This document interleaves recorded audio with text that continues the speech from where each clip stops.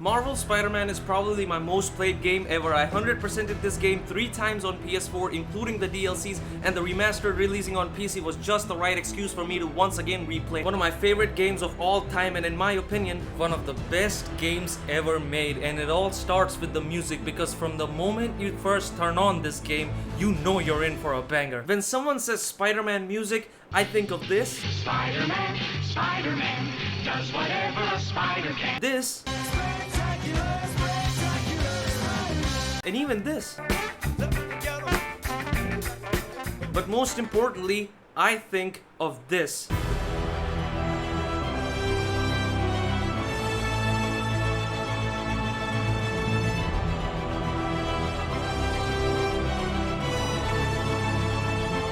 The entire OST is just so iconic, it's so definitive for this character. I mean, what do you expect other than orchestral and melancholic beauties when you have John freaking Paisano as the composer, the legend who also worked on this. The music in this game is better than pretty much every superhero property in recent memory, and it adds up sensationally with the gameplay. The traversal system in Spider-Man is one of the best in any game ever. It is absolutely amazing. The movement here is smoother than a Twitter user's brain. The swinging has real weight behind it. The transitions from one move to another are seamless, even in places where you may think they won't be. There's a feeling of thrill and excitement as the music starts playing when you start moving. You can do air tricks, web zip, run on walls, point launch, even from the ground. There's so many options that help in maintaining the flow, some that the game doesn't even tell you, like quick side turning on walls. You can also buy upgrades like charge jump and recovery to get into swinging quicker. There's a suit mod for low gravity, using which you can pretty much fly. There's a sense of speed and nuance to the movement, and the animations are some of the best the medium of video games has ever seen. It is so fun to just get from place to place, and it's a huge reason as to why I felt like playing this game to 100% multiple times. Whether it be closer to the people on the streets or high among skyscrapers, the traversal system is pretty much endless fun. It is the reason activities like catching birds, research stations, and bomb challenges work. The architecture of New York City in this game is the perfect playground for Spidey, and it's the best recreation of it in video games. I'll talk more about the city in a bit. I do, however, have some issues with the traversal. The normal wall climbing seems like a bit of an afterthought. The swinging is not completely pendulum based, so shit like this can also happen. But for me, the biggest gripe with the swinging system is, and I mentioned this in my Amazing Spider-Man 2 video, is that it can be too accessible for its own good. This doesn't concern players who are new to the game, but when you have spent an unhealthy amount of time with the game and have also played every other open world Spider-Man game as I have, you do begin to see how previous games did some things better. The wall running while swinging is automated for you. You can swing from helicopters in only one specific research station mission. Spidey automatically lets go of the web line when he's at a certain height. In previous games like Spider-Man 2 and Web of Shadows, these things were done manually, which opened up more possibilities, and when you were finally skilled enough to maintain the flow while doing these actions yourself, it felt like a reward for being skillful. But sadly, you don't get much of this feeling in this game. But yeah, overall though, the traversal system here is still god tier, and the last time I had this much fun moving around was when I was inside your mother. Speaking of fun, let's talk about the combat now. I need a suit change for what I'm about to do now. Together. And we're done.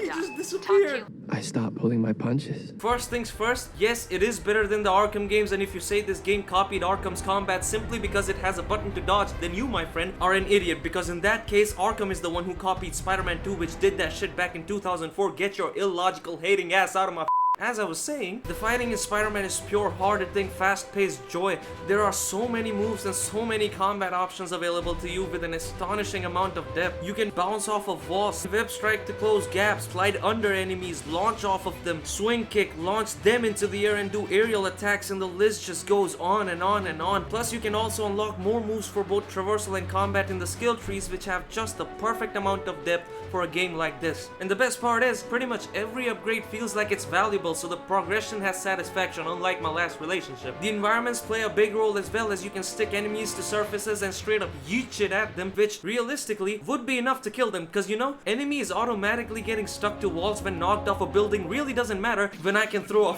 a motorcycle at their head at terminal velocity. You have such a good and distinct selection of gadgets which can also be upgraded to be greater. See what I did there? For example, web grenades, trip mines you can get creative with, concussive blast which sends the enemies flying like Run the bullshit, go! and even this, which I don't even know how the fuck broke boy Peter can even afford to make shit like this. But the best of them all is the spider bots, and when you combine them with the Spider Bros suit power, it's pretty much game over at that point. Speaking of suit powers, every suit you unlock in the game has a suit power which can be used with any other suit as well. Other than the ones I already told you about, like the Spider Bro and the low gravity, there's a punk rock power where Spidey busts out a guitar, Iron Spider arms with different moves, Flurry of Cum aka Web Blossom, and many more. But let's be honest here, quips are the best special move in the game. Ever wonder if we'd be friends if we met under different circumstances? Yeah, me neither. This much choice and freedom allows for flexibility in playstyles, like going all wacko comboing mode or just bullying the poor bastards with gadgets. If you play smart, you can even instantly take out annoying ass enemies like the jetpack guys. All this is only possible because literally every move combos seamlessly with one another. The enemy variety starts off really basic, but gets way better as you progress and new enemies like the demons and sable agents start showing up. I really recommend playing on higher difficulties as they provide a way better combat experience. But then again, I wouldn't know anything about a challenge because at this point, I'm absolutely goated at this game. The combat captures that acrobatic prowess of Spider-Man perfectly. There's a sense of impact in the strikes with the sound effects, controller vibration, and the top of the line animation, which is especially fascinating during the close-up shots of finishers. Like seriously, the finishers in this game are so fucking cool, but I can't help but feel like Spider-Man's crippling these poor bastards for life. That is if they aren't already dead. The other part of combat is stealth, and it is really basic. The enemies aren't very smart when it comes to stealth, and the entertainment here lies in goofing around with gadgets, disregarding safety regulations, and seeing the cool takedown animations, all the while trying to see how fast you can take out the enemies. But yeah, all in all, the head-on combat approach is just way more fun than the stealth. I only have two main issues with the combat. First, Spidey's hitbox can be utter bullshit sometimes.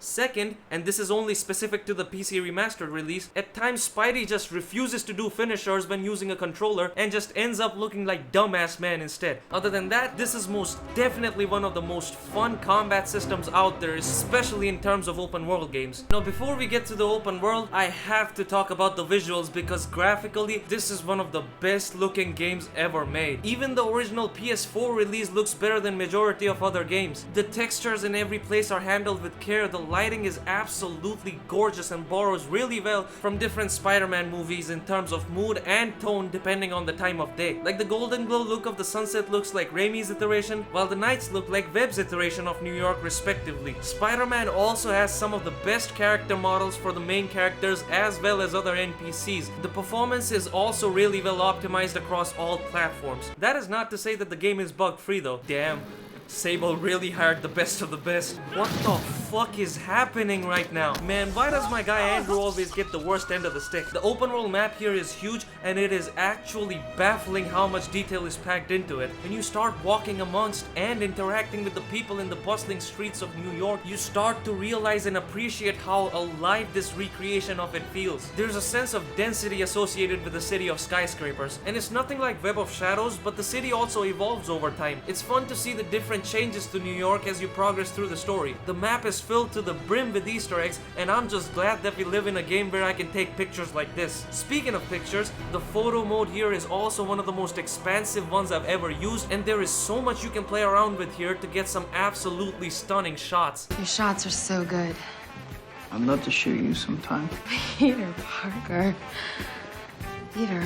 But what do you do in the city? Well, on first glance, this is a Ubisoft checklist with shit like towers to reveal the map, but the difference is, Spider-Man actually makes this stuff fun by utilizing its strength in the gameplay and writing. Landmark photography can be done on the go during traversal and does a good job of showing you New York's real and fictional places of interest. Backpacks help in world building with interesting dialogue and reward you with the MCU homemade suit once all of them are collected. Enemy outposts are a fun place to put the combat to work against waves upon waves of different enemy types. Research stations are goofy as hell but do a good job in showing the friendly neighborhood aspect of Spider-Man. Oh, and sometimes you also get to control a small spider boot. The different types of Taskmaster challenges are also fun, and actually getting to fight Taskmaster while he copies your moves, even the finishers, was just so cool. The only truly pointless activity in the game is the Black Cat stakeout pictures, which are only here to foreshadow and tease the DLCs. Lastly, we have the usual random crimes in the city like robberies, break-ins, car crashes, and also rescuing shooting civilians because you know guys, the main point of superheroes is to save people, not just give 2-bit thieves permanent brain injuries. All these activities reward you with the tokens you need to unlock new suits and upgrade gadgets. Other than these activities, you also have side missions, the best of which are definitely the ones in the Tombstone storyline. The world's palest black guy, aka Tombstone in this game, is just a bad motherfucker.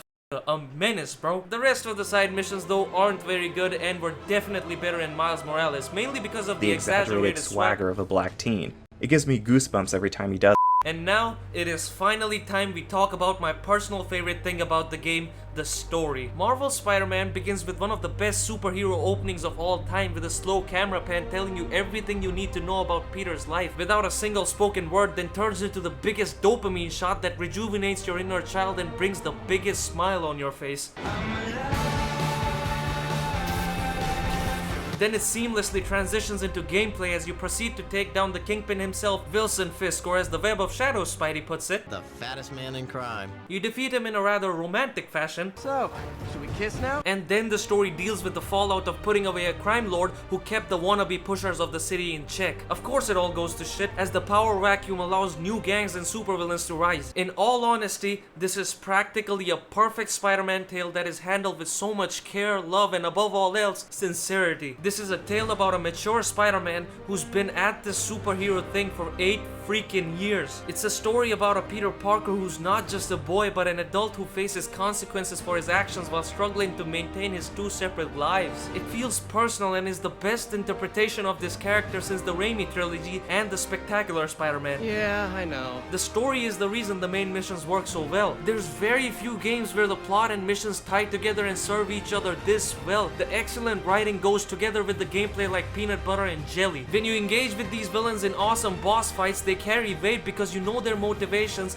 and what's at stake. The 2 main villains of the game, Mr. Negative and Dr. Octopus, are handled with so much care and their relationships are so fleshed out. Even though you know they're gonna turn out to be villains just from the trailers, the game makes you familiar with the man behind the mask in a way that you don't want them to become villains. You want to save them rather than just simply kicking their ass, because the whole idea of Spider-Man, of Peter Parker, is about saving people and giving them hope. During all the boss fights, other than quipping and straight up roasting the villains, Spidey always tries talking to them. Yes, Spider-Man is a quippy, light-hearted character most of the times, but the game doesn't shy away from being serious and dark. This is why the Sinister Six here actually works. Hell, this game makes you somehow somewhat sympathize with Shocker, who's mainly just a throwaway bad guy in other Spidey games. This game relies on the investment of players in these beautifully written characters, because if they don't land, the game doesn't land. This version of Aunt May is the perfect combination of Rosemary Harris's and Sally Fields' version of the character. The way this game handles Miles' character is so great, my boy gets to shine even before his own separate game. While I do find her very annoying at times when she tries to be a superhero without powers and fails miserably. Wait!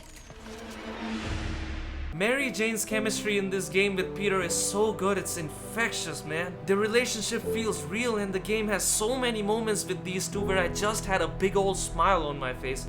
You are crazy.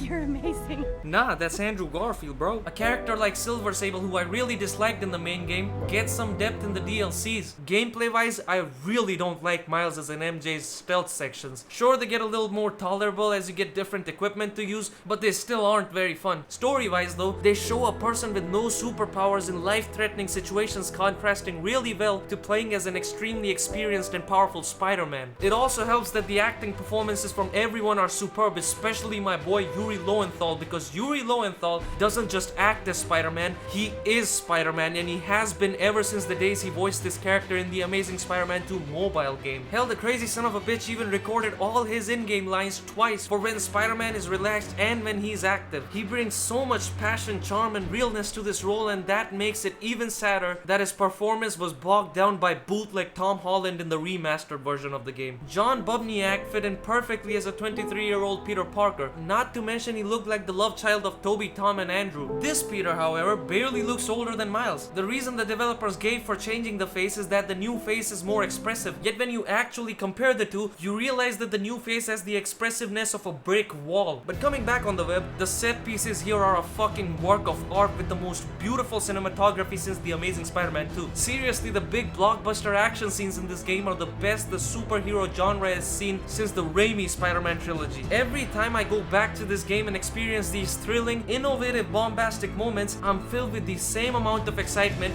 as I had the first time around. I guess this is the plan!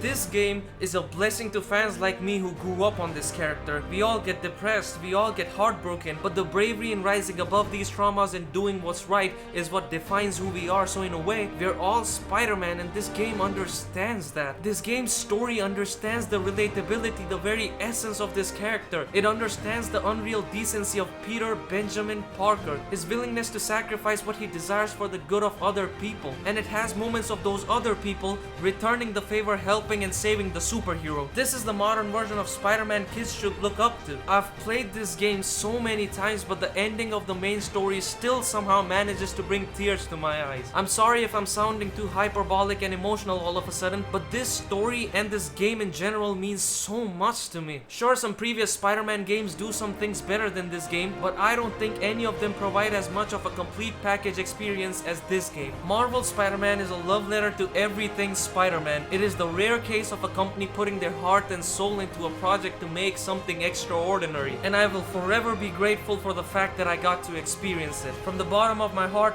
thank you so much Insomniac Games for reminding me why I love this character so much, and also thank you all for watching and allowing me to share my love for something that means so much to me.